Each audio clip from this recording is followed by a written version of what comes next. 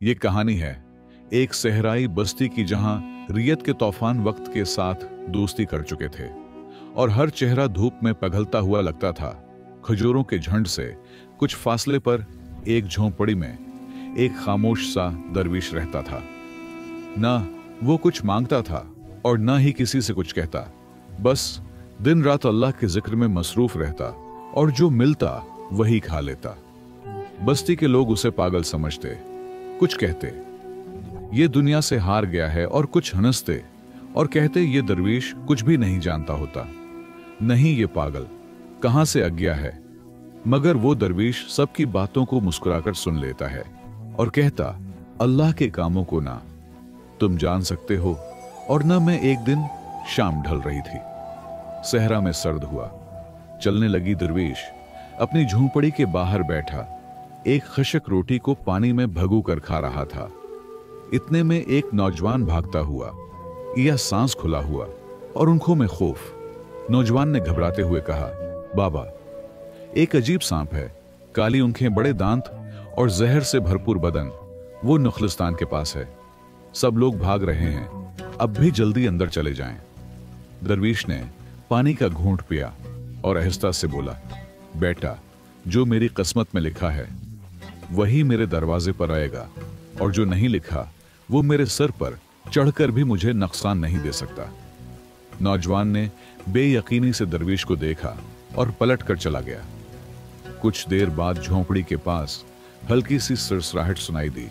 सहरा का खौफनाक सानब, जो कई इंसानों को डिस चुका था, दरवीश के करीब चुका था। इसके जहर से जमीन की मिट्टी भी जल रही थी। दरवीश ने अपनी नजरें इस पर डाली। वो न डरा न हिला, बस एक खामोशी थी, जैसे सानब भी उस सुकून से उलझ गया हो। और फिर कुछ ऐसा हुआ जो किसी ने सोचा भी नहीं था।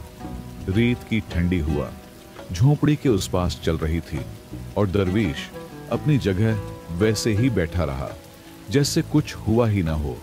सामने वो जहरीला सांप था जो कई बस्ती वालों के लिए दहशत बन चुका था। उसकी आंखों में ऐसी चमक थी जैसे किसी आग के शोले हों और जबान बार बार बाहर उकर हुआ। मैं लरसती वो आहिस्ता आहिस्ता दरवीश की तरफ बढ़ा, मगर दरवीश की आंखें झेकी रही। वो अपने अल्लाह के जिक्र में मसरूफ था। सानब रख गया। लम्हे भर को उसने दरवीश को गौर से देखा, जैसे किसी अनदेखी ताकत को महसूस कर रहा हो। फिर उसने झटके से सर उठाया और दरवीश के पांव के करीब आकर घूमने लगा। बस्ती के चंद लोग जो दौर से ये मंजर देख रहे थे, उनकी सांसें रख चुकी थी। एक बस्ती वाला बूढ़ा जो सांप का शिकार होते होते बचा था, चुपकर ये सब देख रहा था और दिल में कहने लगा, ये अल्लाह का कोई खास बंदा है। सांप उसे काटे या ना काटे, लेकिन ये हमारे जैसे नहीं। मगर वक्त का वो लम्हा आया जब सांप अचानक लपका। उसने अपने जहरी लदांत दरवीश के पांव में घुसा दिए और पीछे हटकर जमीन पर चुपचाप लेट गया, जैसे वो खुद भी थक चुका हो। बस्ती के लोग चीख उठे और कुछ भागे, मगर दरवीश न हिला। उसने सिर्फ इतना कहा, यह भी मेरे अल्लाह का हुक्म था, जो उसने लिख दिया वो होकर ही रहा। दरवीश ने खामोशी से आंखें बंद कर ली। बस्ती वाले एक एक करके करीब आ गए। उनमें कुछ ने रोना शुरू कर दिया, कुछ ने दिल में तौबा की और कुछ बस हैरान खड़े थे। सब मुंतजर थे कि अब दरवीश की सांसें थम जाएंगी और जहर अपना काम दिखाएगा। मगर 1 घंटा 2 घंटे, यहां तक कि 3 घंटे गुजर गए, मगर दरवीश की हालत में कोई फर्क ना आया। रात ढल चुकी थी। चांदनी में वो दरवीश ऐसे बैठा था जैसे तकदीर ने उसे छोकर भी वापस पलटने का फैसला कर लिया। आखिरकार एक नौजवान बोला, बाबा, ये कैसे मुमकिन है? वो सांप तो जहर से मौत बांटता है, मगर अब तो जिंदा है। दरवीश ने सर उठाया और इतनी नरमी से बोला कि हुआ भी थम गई। उसने फौरा कहा, बेटा, जब वक्त ना आया हो तो मौत भी कुछ नहीं कर सकती, और जब वक्त जाए तो एक छोटा सा कांटा भी जिंदगी खत्म कर सकता है। रात गहरी हो चुकी थी। झोंपड़ी के अर्द गिर्द बस्ती के लोगों का हुजूम था। सब खामोश, हैरान और बेयकीन थे। कोई रो रहा था, कोई दिल ही दिल में दरवीश की अजमत पर रश्क कर रहा था और कुछ अपनी जिंदगियों के फैसलों पर सोच रहे थे।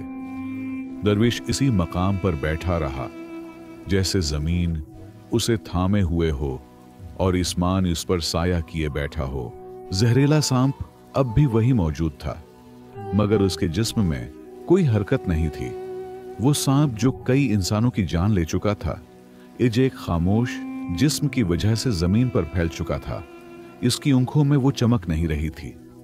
ऐसा लगता कि जैसे उसकी जान निकल चुकी हो।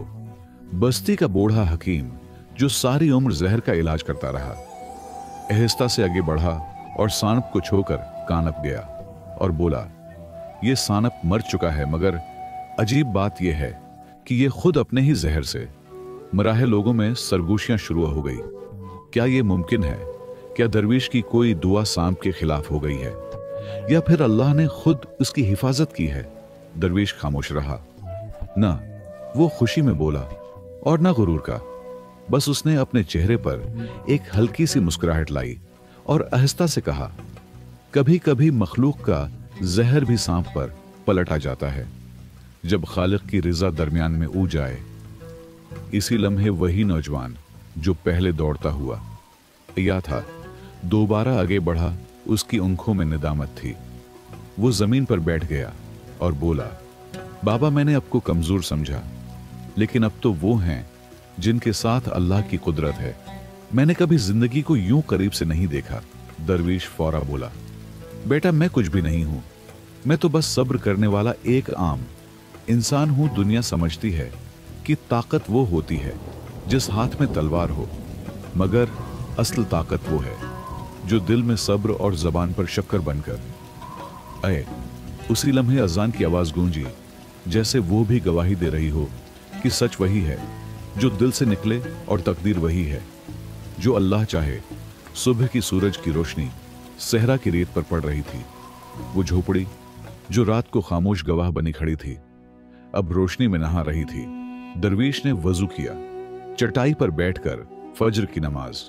ईदा की बस्ती के लोग जो पहले उसे पागल समझते थे, अब उसके दरवाजे पर बैठे उसके हर लफ्ज को सुनने के लिए बेकरार थे।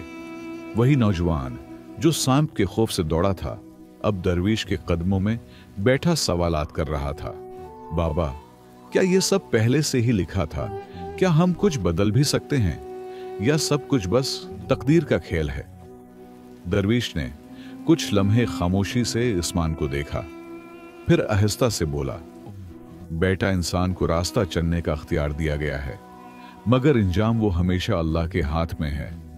जो हम समझते हैं कि हमारी ताकत से होगा, वो कभी पूरा नहीं होता, और जो हम सोचते भी नहीं, वो पलक झपकने में हो जाता है सांप। या उसने काटा, मगर मैं मरा नहीं, क्योंकि मेरी मौत इस लम्हे में नहीं लिखी गई थी। बस्ती के सरदार ने आगे बढ़कर दरवीश से कहा, हम शर्मिंदा हैं बाबा, हमने आपको हकीर जाना, लेकिन अपने हमें सब्र, तकदीर और तवक्कल का मतलब सिखा दिया। दरवीश ने नरमी से जवाब दिया, मैं किसी से बड़ा नहीं, मैं भी खाक का बना हूं, और तुम भी। फर्क सिर्फ इतना है कि मैंने अपनी खाक को अपने अल्लाह के सामने झुका दिया। इसी दिन से बस्ती के नौजवानों ने भी अपनी जिंदगियों को बदलने का अहद किया। बूढ़ों ने दिल से तौबे की। लोग वो सानप लेकर गांव के बीच में दफन करने चले गए, जहां उसका निशान भी न बचे, ताकि किसी और को नुकसान ना हो। दरवीश ने अपना सामान समेटा, जो बस एक चादर, एक कटोरा और एक पुराना कुरान था, और नखलिस्तान की तरफ चल पड़ा। किसी ने पूछा, बाबा, कहां जा रहे हो? दरवीश हल्की मुस्कुराहट के साथ बोला, जिसने मुझे बचाया, मैं इसी के रास्ते पर निकल रहा हूं। शायद किसी और बस्ती में एक और सानप मेरा इंतजार कर रहा हो, या शायद कोई और दिल जो अभी तक सब्र को नहीं पहचान सका। लोग देर तक उसे रेत में जाते हुए देखते रहे, जैसे एक साया सहरा में जज्ब हो रहा हो। दोस्तों, ये कहानी हमें सिखाती है कि सब्र, तकदीर और अल्लाह पर कामिल भरोसा, ये वो ताकतें हैं जो जहर को बेअसर कर देते हैं, दुश्मन को खामोश और दिल को रोशन कर देती हैं। जो तकदीर का लिखा है वो जरूर होकर रहेगा, और जो अल्लाह पर भरोसा करता है उसे कोई जहर, कोई सानिप और कोई आजमाइश हरा नहीं सकती। अगर ये कहानी आपके दिल को छू गई हो तो कमेंट में सुभान अल्लाह जरूर लिखें और मजीद ऐसी सबक आमूज कहानियों के लिए हमारे चैनल उम्मी की कहानियों को सब्सक्राइब करें। शुक्रिया।